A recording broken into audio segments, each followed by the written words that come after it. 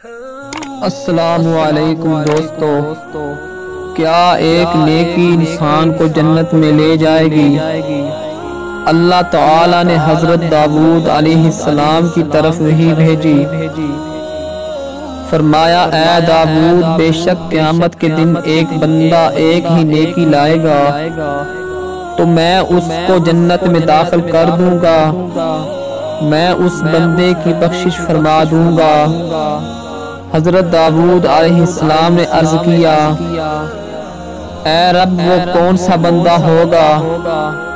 اللہ تعالی نے ارشاد فرمایا، وہ مومن بندہ ہوگا کہ جو کسی اپنے مومن بھائی کی حاجت کے لیے دوڑ کر چلا اور اس کی خواہش یہ تھی کہ وہ حاجت مومن کی پوری ہو جائے، خواہ اس سے وہ حاجت نکلے یا نہ نکلے۔